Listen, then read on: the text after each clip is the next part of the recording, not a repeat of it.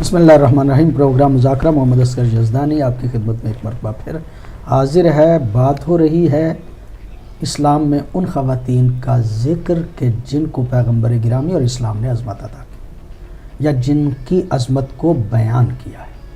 آج ہم چاہتے تو تھے کہ باقی جو عظیم ہستیاں ہیں ان کا ذکر بھی کیا جائے، لیکن ذکر زیادہ جناب خدیجۃ الکبریٰ ہی کا ہوا. جناب خدیجۃ الکبریٰ طاہرہ اس دور کی کہ جب لوگ عورت کو ہی بہت حقیر سمجھتے تھے. ماحول بڑا گندا تھا. کفار و مشرکین، بت پرست لوگ، دین کا نام بہت کم. اس دور میں طاہرہ کہلوانے والی جناب خدیجۃ الکبریٰ ہے. انہی کا ذکر ہو رہا ہے. علماء کرام میرے ساتھ موجود ہیں، وہ بات کر رہے ہیں، اور آپ بھی ہمارے ساتھ اس پروگرام میں کالوں کے ذریعے سے شامل ہو سکتے ہیں. جی قبلہ. اس میں سیرت کے عنوان سے اگر دیکھا جائے تو بعض پہلو قابل غور ہیں پوری امت کے لیے، خصوصاً جو کلمہ پڑھتے ہیں. ایک تو پہلو یہ ہے کہ ایک خاتون کا سرمایہ تھا، اور مطلب ہے پیغمبر اکرم گئے اس کو لے کر، عامل بنے اور بہرحال تجارت کا سلسلہ ہوا. لہٰذا کوئی حرج نہیں ہے کہ کوئی خاتون اگر کسی کاروبار کی سربراہ ہو اور وہ کاروبار چلانے کے یعنی مستورات کے لیے کاروبار کرنے پہ کوئی پابندی نہیں، بلکہ یہ سنت جناب خدیجۃ یہی وجہ ہے کہ ہمارے فقہا نے آج کے دور میں فتویٰ یہ دیا ہے کہ خاتون اپنے حجاب اور پردے میں رہتے ہوئے جو کام اس کے شایان شان ہے وہ ہر کام کر سکتی ہے، آفس کر سکتی ہے. اور یہ بھی اپنے طور پہ مسلم کہ مرد کا مال ذاتی ہو سکتا ہے اور عورت کا بھی اس کے علاوہ ذاتی ہو سکتا ہے، جبکہ وہ زوجہ اور شوہر بھی ہوں. جی تو یہ جو آج سعودی عرب میں خواتین پہ جو کچھ پابندیاں ہیں، سلسلہ ہے، میں سمجھتا ہوں کہ سیرت کے برخلاف ہے. لہٰذا یعنی اپنے حجاب میں اپنی شخصیت کو مد نظر رکھتے ہوئے خاتون جو ہے وہ زندگی کے ہر شعبے میں اپنا رول ادا کر سکتی ہے، نمبر ایک. دوسری بات جو بھی بحث بھی ہو رہی تھی کہ پروقار طریقہ ہو، عزت اور ناموس کا خیال رکھا گیا ہو، تو عورت کی طرف سے یا لڑکی کی طرف سے میسج جا سکتا ہے. اس میں بھی قدغن نہیں ہے. جبکہ ہماری سوسائٹی میں سو کال جو ہم اپنے آپ کو مسلمان بھی قرار دیتے ہیں کہ بچی اگر کوئی ایسی بات کرتی ہے تو مطلب ہے ہمارے اس کو عیب سمجھا جاتا ہے. عیب سے بھی بدتر بلکہ رویہ، حتیٰ یہاں تک کہ یہ جو واقعات ابھی گزشتہ مطلب عقد میں بنیادی طور پہ تو مرد اور عورت یعنی جن کی شادی ہو رہی ہے اصل میں تو انہی کی رضایت ہوتی ہے نا. حجاب تو اس کی طرف سے ہے نا، پہل تو اس کی طرف سے ہے، اس نے تو قبول کرنا. گویا اسلام نے بیان ہی یہ کیا ہے کہ شادی میں ہمیشہ پہل جو ہے وہ جناب خدیجۃ الکبریٰ کی اس عظمت کے پیش نظر اب مستقل سیرت یہ ہو گئی. جی تو یہ دو نقطے ہو گئے. تیسرا قرآن کریم جیسے قبلہ نے بھی آیت بیان فرمائی، وَجَعَلَ بَيْنَكُمْ مَوَدَّةً وَرَحْمَةً، یعنی مودت کو اگر دیکھا جائے تو واقعاً وہ زوجین کے مابین عشق کی بات ہے، یعنی بڑی سطح پہ جو محبت کا اظہار ہے. اور اگر یہ محبت دوسرے پہ جانثاری، یعنی اگر یہ محبت نہ ہو تو فاطمہ جیسی اولاد کی تربیت کرنا ممکن نہیں ہے. یعنی اگر آپ پاکیزہ اولاد اور اچھی اولاد کی تربیت کرنا چاہتے ہیں تو زوجین میں محبت کا رشتہ قائم ہونا بہت ضروری ہے، اور رحمت کا.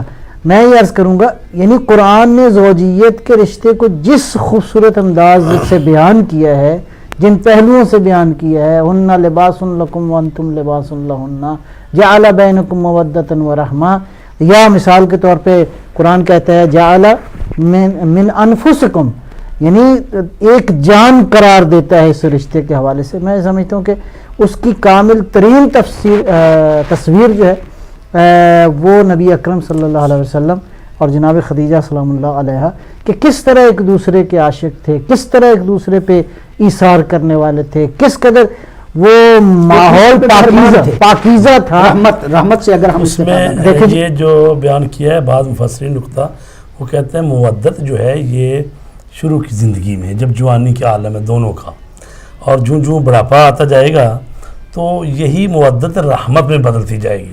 اب وہ ظاہر ہے کہ اس طرح سے ایک دوسرے کے جی بلکہ اولاد کو بھی کہا گیا تو لہٰذا وہ رحمت کا جو ہے نا وہ پھر زیادہ اظہار ہوگا، ایک دوسرے کے ساتھ مطلب وہ تعلق کس طرح کا ہو، اس کی غلطیاں وہ معاف کرے، اس کی غلطیاں وہ معاف کرے. اچھا، اب یہ ساری باتیں اس سیرت سے امت کے لیے بطور اصول ہم لے سکتے ہیں اور لینا چاہیے. ایک اور نقطہ جو میں عرض کرنا چاہوں گا وہ یہ ہے کہ اگر شوہر کوئی بڑا انسان ہے، اگر اس کے کوئی بڑے پروگرام ہیں، اگر زندگی میں واقعاً وہ کسی بڑے مقصد کے لیے کام کرنا چاہتا ہے اور وہ مقصد ہے بھی صحیح، اور مقصد بھی صحیح ہے، یہ نہ ہو کہ اس کا مقصد جو ہے وہ کوئی غلط کاری ہو، وہی ظاہر ہے کہ مشروع اور جائز مقصد ہے اور دین کی خدمت کے حوالے سے ہے، یا کوئی بڑا مقصد ہے اچھا اور اعلیٰ اور انسانی مقصد ہے، تو میں سمجھتا ہوں کہ جناب خدیجہ کا پھر ایک رول آتا ہے کہ کس طرح انہوں نے اپنی وفاؤں کے ساتھ اور اپنی محبتوں کے ساتھ اپنے شوہر کا ساتھ دیا.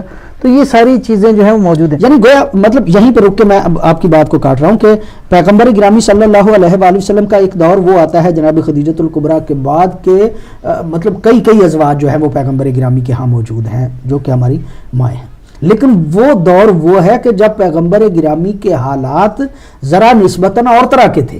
جب جناب خدیجۃ الکبریٰ کے ساتھ عقد ہوتا ہے تو اس وقت مالی اعتبار سے پیغمبر گرامی کی ظاہری اعتبار سے یہ حالت موجود نہیں تھی، اور پھر سارا مال جناب خدیجۃ الکبریٰ، یعنی یہ جناب خدیجۃ الکبریٰ کی عظمت کی دلیلوں میں سے ایک دلیل ہے کہ اس وقت وہ مالدار تھی، اور بعد میں جب شادیاں ہوتی رہیں تو پیغمبر گرامی اپنی ازواج کے اخراجات اور ان کی ضروریات کو پورا کرتے تھے. میں وہی عرض کر رہا ہوں کہ جب ہم کہتے ہیں نا مثالی خاتون، نمونہ خاتون، تو یہ وہ رشتہ ہے کہ جو کئی جہتوں سے پوری امت کے لیے نمونہ عمل ہے.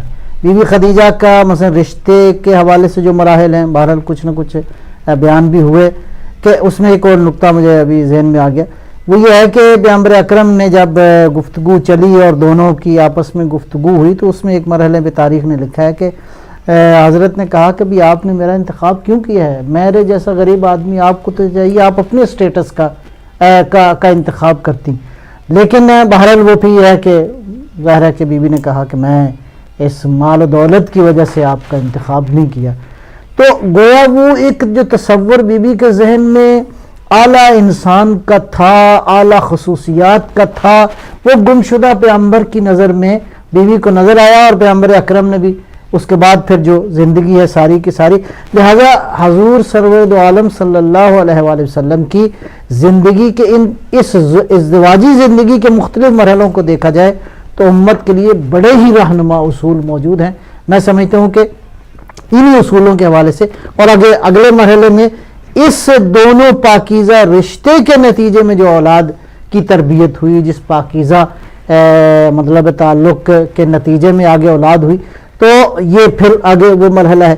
اس کے بعد جو خود بی بی کا ایک تو پیغمبر پہ بہرحال یہ اس حوالے سے، دوسرا جو نقطہ میں عرض کروں گا کہ خالی گھر ہی میں نہیں تھا ایثار، بلکہ وہ ہستی جو یتیموں کی ماں کہلائی، وہ ہستی جو بے نواؤں کا مرجع اور مأویٰ کہلائی، وہ ہستی جس کے بارے میں ہر امام علی جیسا انسان، حضرت ابو طالب جیسے انسان، ائمہ ہدیٰ علیہ السلام جیسی ہستیاں جو ہیں وہ رتب اللسان اور تعریفیں کرتے ہوئے نظر آتے ہیں. اس کا مطلب یہ ہے کہ جناب خدیجہ اگر واقعی امت چاہے آج پیغمبر اکرم کی زندگی سے استفادہ کرنا چاہے تو خواتین کے لیے ایک بہت بڑا رول ماڈل جو ہے جناب خدیجہ کی. جناب خدیجۃ الکبریٰ مشکلات پریشانیوں میں پیغمبر گرامی کی ساتھی بنی، خاص طور پہ شیب ابی طالب. جی، بعض روایات میں یہاں تک بھی آتا ہے کہ وہ شیب ابی طالب میں جو غلہ کوئی تھوڑا بہت پہنچتا تھا وہ بھی جناب حضرت خدیجۃ الکبریٰ ہی کے عزیز اور رشتہ دار. یعنی یہ پھپھی لگتی تھی ان کی، وہ جو لے کے آتا تھا. اچھا، تو تقریباً 3 سال کا عرصہ ہے یہ، اور اس وقت جناب حضرت فاطمہ زہرا بھی پیدا ہو چکی تھی، اور وہ 3 سال کا عرصہ ہے. اور اس وقت ہوتا یہ تھا کہ جب حج کے ایام ہوتے تھے اس وقت وہ بائیکاٹ جو ہے وہ نرم پڑتا تھا، تو اس وقت وہ ان کو اجازت ہوتی تھی وہ آ کے تو کچھ نہ کچھ خرید لیتے تھے. اور اس وقت بھی یہ کرتے تھے لوگ، یہ قریش والے، کہ قیمتیں بڑھا دیتے تھے. جب رسول پاک یا ان کے دوسرے جو حضرت ابو طالب اور دوسرے ساتھی جو کچھ خریدنا چاہتے دکان سے تو وہاں پر آ کے کھڑے ہو کے اس کی قیمت میں اضافہ کر دیے جاتے تھے. تو وہ جو مہینہ ہوتا تھا ذوالحج کا یہ حج کا تو یہ 1-1.5 مہینہ جو تھا وہ اس میں خریداری بھی کر لیتے تھے کچھ تو باقی پورا سال جو ہے وہ اسی طرح بائیکاٹ رہتا تھا. تو یہاں تک نوبت آئی کہ بھئی پتے کھا کے بھی گزارا کرنا پڑا اور انہی میں وہ سعد ابن ابی وقاص بھی تھے چونکہ بنی ہاشم کے ساتھ بائیکاٹ تھا تو وہ بھی حضرت آمنہ کی جو ہے خاندان ان میں سے تھے. تو وہ بتاتے ہیں کہ میں نے یعنی بھوک سے مجھے اتنا ہوا کہ میں نے وہ پرانی ایک کھال جو ہے نا وہ اونٹ کی یا جس کی بھی ان کے ہاتھ آئی تو اس کو دھو کے تو انہوں نے بھگو کے یا ابال کے اس کو کھایا. تو اس طرح سے انہوں نے گزارا کیا ہے. تو لہٰذا یہ کہہ دینا آسان ہے کہ بھی فلاں آدمی نے مثلاً کنویں خریدیے یا فلاں آدمی نے مسلمانوں کے لیے یہ کر دیا. اصل معاملہ یہ ہے کہ جب وہ تحریک یا وہ نہضت وہ جب چل رہی ہوتی ہے ابتدائی مراحل میں ہوتے ہیں اس وقت جو لوگ ساتھ دیتے ہیں تو قرآن نے بھی انہی کو کہا السابقون السابقون اولئک المقربون. تو انہوں نے جو یہ مصیبتیں جھیلیں اور 3 سال یعنی 3 سال کے لیے قید ہی ہے نا وہ قید خانہ تھا ایک کھلا قید خانہ تھا. تو بائیکاٹ تھا نہ کوئی لین دین نہ کوئی رشتے کرنا نہ کوئی سب بائیکاٹ تھا. 3 سال کے بعد جا کے وہ بائیکاٹ ختم ہوا تو بی بی سلام اللہ علیہ انہی دونوں میں پھر اتنی کمزور نحیف ہو گئی بی بی اور حضرت تو اسی یعنی وہ ختم ہوا ہے تو پھر تھوڑے عرصے بعد ہی آپ کی وفات ہو گئی. تو رسول پاک نے بھی حضرت خدیجہ سلام اللہ علیہ اور حضرت ابو طالب علیہ السلام کے وفات کے سال کو عام الحزن قرار دیا یعنی غم کا سال. ظاہر ہے لوگ تو دن مناتے ہیں کہ بھئی مدر ڈے 1 دن ہو گیا یا 2 دن ہو گیا یا بیوی کا دن یا شوہر کا دن جیسے آج کل اقوام متحدہ کے بھی دن ہوتے ہیں. تو رسول پاک نے تو پورا سال منایا یعنی غم کا سال.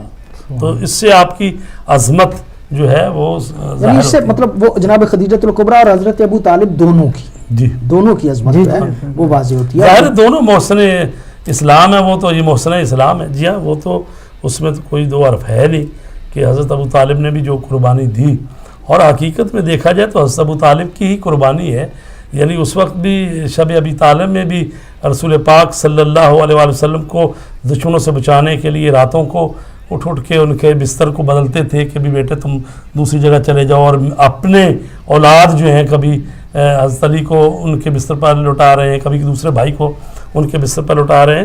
تو پھر یہی حضرت ابو طالب کی اولاد ہے یہ جعفر طیار ہیں تو وہ جو ہیں وہ ہجرت کرنی پڑی اور ادھر جا کے دین کی تبلیغ کی تو افریقہ میں اسلام پھیلا. تو وہ حضرت جعفر طیار کی تبلیغات اور زحمتوں سے کہ وہ نجاشی بادشاہ مسلمان ہو گیا. تو اسی کو ہم آگے لے جائیں تو کربلا تک جو ہے یہ حضرت ابو طالب کی اولاد ہی ہے. ابو طالب اور خدیجہ دونوں کی جی انہی کی جنہوں نے قربانیاں دی ہیں.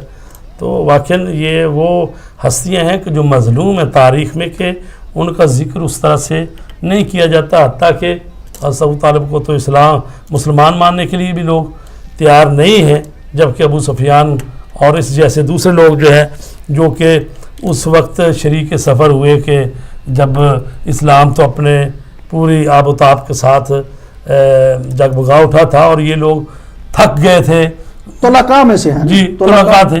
تو پھر جا کے اسلام کے مقدرات انہوں نے اپنے ہاتھ میں لے لیے اور آج بھی ہم دیکھتے ہیں انہی کے نام کی سڑکیں اور چیزیں. بنیادی طور پہ حضرت خدیجۃ الکبریٰ اور حضرت ابو طالب کا انتقال جس سال ہوا اس سال کو پیغمبر گرامی نے عام الحزن قرار دیا. جی گویا یہ جناب ابو طالب کی عظمت کی دلیل بھی ہے اور جناب خدیجۃ الکبریٰ کی بھی. اور یہ دونوں ہستیاں بنیادی طور پہ پیغمبر گرامی صلی اللہ علیہ وآلہ وسلم کے دین کی وجہ سے جو آپ کا جو ہے وہ ہوا گویا آپ سے قطع تعلق قرار دیا گیا اور شیب ابی طالب میں جو ہے وہ زندگی گزاری گئی اس کی مشکلات و پریشانیاں جو ہیں انہی کے سبب آپ نحیف.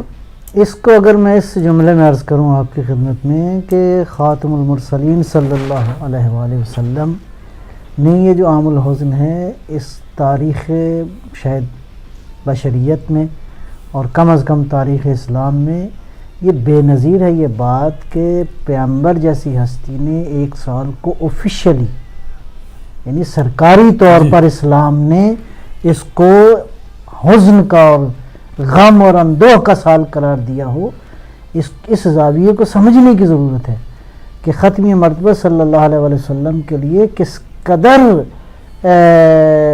غم تھا, کس قدر پریشانی کا باعث تھا. اور دوسری طرف ایک بات یہ بھی ثابت ہوتی ہے کہ عام الحزن اس بات کی دلیل ہے کہ کس قدر پشت پناہ تھیں یہ دونوں ہستیاں سرکار دو عالم صلی اللہ علیہ وسلم کے لیے, اور بے جا نہیں ہیں وہ تعبیرات قرآن کریم کی کہ ہم نے تمہیں یتیم پایا تو ہم نے تمہیں پناہ دی, ہم نے تمہیں مطلب ہے. تو یہ جو خداوند عالم نے تو خود پیغمبر اکرم کی یہ نظر تھی کہ یہ سال پورے کا پورا حضرت نے جو ہے اس کو غم کا سال قرار دیا, لہٰذا یہ باتیں چھوٹی نہیں ہیں. اور پھر یہ بھی میں سمجھتا ہوں اس بات کی طرف بھی قبلہ توجہ کی ضرورت ہے کہ جب تک حضرت ابو طالب رہے, پیغمبر گرامی مکے ہی میں رہے جی, حضرت ابو طالب کے انتقال اور جناب خدیجہ کے انتقال کے بعد پیغمبر گرامی نے مکہ چھوڑا ہے. جی گویا یہ بھی میں سمجھتا ہوں کہ اس حوالے سے جناب ایک تائید ہو سکتی ہے. بہرحال وہ اللہ تعالیٰ کا بھی ایک پلان تھا کہ چونکہ مدینے کی طرف بڑھ چکا تھا تبلیغات کا سلسلہ, اور ادھر یہ ہے کہ ظلم و ستم کی آندھیاں اپنا سارے کا سارا زور آزما چکی تھیں, اور خود ان 2 شخصیات کا جانا بھی پیغمبر کے لیے تو ایک نئے فیز کے لیے پیغمبر البتہ کیونکہ وہ فوری طور پر نہیں گئے, یعنی 6 سے 9 ہجری تک ادھر اور 3 سال مزید ٹھہرے ہیں پھر جا کے. السلام علیکم. جی السلام علیکم. علیکم السلام. غزالی صاحب جلال جو محسن بول رہا ہوں, آپ کو اور دونوں عالموں کا سلام ہو. ایک سوال تھا جو میں نے کئی عالموں سے پوچھا بٹ اس کا کوئی صحیح جواب نہیں مجھے ملا, یعنی کہ میں سیٹسفائی نہیں ہوا. وہ یہ ہے کہ کہتے ہیں کہ میوزک کو سننا, اسپیشلی جو کلاسیکل میوزک ہے, یہ سننا حرام ہے. مجھے کوئی کانکریٹ ایویڈنس آپ پلیز دیں کہ یہ حرام ہے اور یا کہیں یہ نہیں ہے. اس مسئلے کو حل کریں گے. شکریہ سر. بڑی مہربانی, شکریہ. قبلہ بخار صاحب, یہ ایک تو سوال جب سے کالیں آ رہی ہیں اس میں ایک پہلے سوال تھا, میں سمجھتا ہوں شاید اس کے بارے میں تو وہی جواب دے مسیار والے کہ ان کے ہاں اس کی کیا دلیل ہے. مسیار والے کو مسمار ہی کر دیں. ہاں, اس کو سوال کی ضرورت بھی نہیں ہے. اور یہ سوال جو ہے شرعی مسائل کے آپ ہی ماہر ہدایت ٹی وی پہ, یہ کلاسیکل میوزک سننا دیکھیں یہ موضوع ہے یعنی اتنا آسان نہیں ہے. اس پر ہم انشاءاللہ ایک پروگرام رکھیں گے جس کو تفصیل سے جو حلال موسیقی کیا ہے, حرام موسیقی کیا ہے, تو کیا صورتحال ہے اس پر بات کریں گے. اور پھر یہ ہے کہ اس میں جو موجودہ مجتہد ہیں ان کی جو آراء ہیں, جو صاحب نظر ہیں, وہ لائیں گے انشاءاللہ. تو ایک تفصیل سے پروگرام اس پر کریں گے. اچھا, ایک سوال اور آپ ہی سے کہ جناب خدیجۃ الکبریٰ کی بات ہو رہی ہے, اور جناب خدیجۃ الکبریٰ کی جب بات ہو رہی ہے تو ہم ان کے اعزاء و اقرباء کا ذکر پہلے کر چکے, ان کے بھائیوں کا. جب جناب خدیجۃ الکبریٰ کا ذکر ہوتا ہے تو میں سمجھتا ہوں کہ پیغمبر گرامی صلی اللہ علیہ وآلہ وسلم کے ساتھ آپ کا عقد ہوا. اور یہ بات میں نے ابتدا میں عرض بھی کی کہ 2 ہی ازواج ہیں پیغمبر گرامی کی کہ جن سے آپ کو اولاد ہوئی, ایک جناب ماریہ قبطیہ اور ان کے فرزند کا نام ہے ابراہیم کہ جو بچپن میں انتقال کر گئے. حضرت خدیجۃ الکبریٰ کی اولاد ایک تو جناب فاطمہ الزہرا سلام اللہ علیہا جو پوری کائنات جو ہے وہ جانتی ہے, مانتی ہے, اس میں کسی قسم کا کوئی اختلاف نہیں. مذکر اولاد پیغمبر گرامی کی جناب خدیجۃ الکبریٰ سے جی, اس میں بھی نام کبھی آتے ہیں, کبھی ان کے لقب آ جاتے ہیں. تو اب جس سے کنیت آپ کی ابوالقاسم رسول پاک کی, تو قاسم ایک بیٹے کا نام ہے, دوسرے کا نام عبداللہ ہے. کبھی طیب و طاہر بھی نام کہے گئے. 2 فرزند زیادہ مشہور ہے, 2 بیٹے تھے. یعنی ایک تو وہی کہ جن کی وجہ سے پیغمبر گرامی کو ابوالقاسم کہا جاتا ہے, جناب قاسم ہے. ان کو طیب و طاہر بھی دونوں کو کہا جاتا ہے, ایک کو طیب دوسرے کا اسم گرامی طاہر, اور دوسرے کا نام عبداللہ یعنی اپنے والد گرامی کے نام پہ پیغمبر گرامی نے اپنے بیٹے کا نام رکھا. بعض علماء نے ایک احتمال اور بھی دیا ہے کہ چونکہ امیر المومنین علیہ الصلوۃ والسلام بھی بچپن ہی سے حضور کے ہاں جی پرورش پائی، تو قاسم جو ہے امیر المومنین کا لقب ہے، اور ابو القاسم اس اعتبار سے سرکار دو عالم کو معنوی بات ہے. ہاں جی بعید کے تو نہیں، بعید نہیں، بعض علماء نے یہ دیا ہے. ابو القاسم جو پیغمبر گرامی رسول پاک کے بیٹے کا نام قاسم تھا، اس لیے ان کو ابو القاسم کہتے ہیں. اور اگر اس کی معنوی حیثیت دیکھی جائے تو پھر چونکہ حضرت علی کو بھی رسول پاک نہیں پالا ہے تو بیٹوں کی جگہ جیسے پالا ہے. اچھا، حضرت علی علیہ السلام ان کا لقب قسیم النار والجنہ ہے، وہ جنت اور دوزخ کو تقسیم کریں گے، تو رسول پاک اس نسبت سے ابو قاسم تقسیم کرنے والا، یعنی حضرت علی علیہ السلام کو پیغمبر گرامی پالتے ہیں تو ان کی وجہ سے آپ کو ابو القاسم کہا جاتا ہے. احتمال ہے نہیں، مطلب احتمال ہے، مطلب اسی احتمال کی بنیاد پر. تو اس کا مطلب یہ کہ جس کو پالا جائے وہ بیٹا ہوتا ہے، پرورش.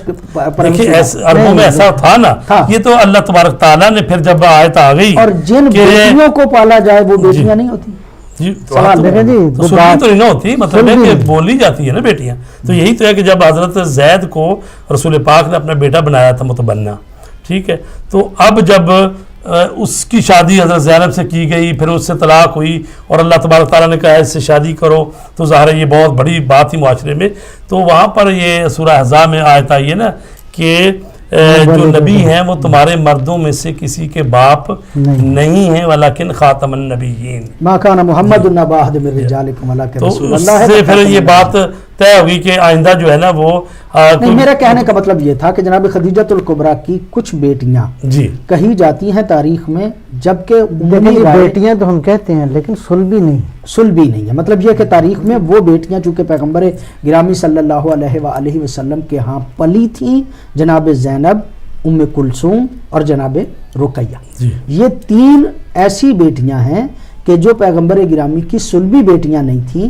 کہا یہ جاتا ہے کہ یہ بھی جناب خدیجۃ الکبریٰ ہی سے تھیں، لیکن اس میں بہرحال ایک اختلاف موجود ہے. بڑی نوازش قبلہ آپ کی پروگرام میں آپ شامل ہوئے، بڑی مہربانی قبلہ آپ کی، آپ پروگرام میں شامل ہوئے. آج کا پروگرام مذاکرہ ان مثالی خواتین کے حوالے سے ہے کہ جن کی پیغمبر گرامی نے عظمت بیان کی ہے، جن کی اسلام نے عظمت بیان کی ہے. جناب سیدہ فاطمۃ الزہرا سلام اللہ علیہا کا ذکر علماء کرام نے پچھلے پروگرام میں کیا تھا. آج کے پروگرام میں کسی حد تک ہم نے کوشش کی کہ جناب خدیجۃ الکبریٰ سلام اللہ علیہا کی عظمت آپ کے سامنے رکھیں، جناب خدیجۃ الکبریٰ کی سیرت جو ہے وہ آپ کے سامنے رکھیں، جناب خدیجۃ الکبریٰ سلام اللہ علیہا کی تاریخ جو ہے وہ آپ کے سامنے رکھیں.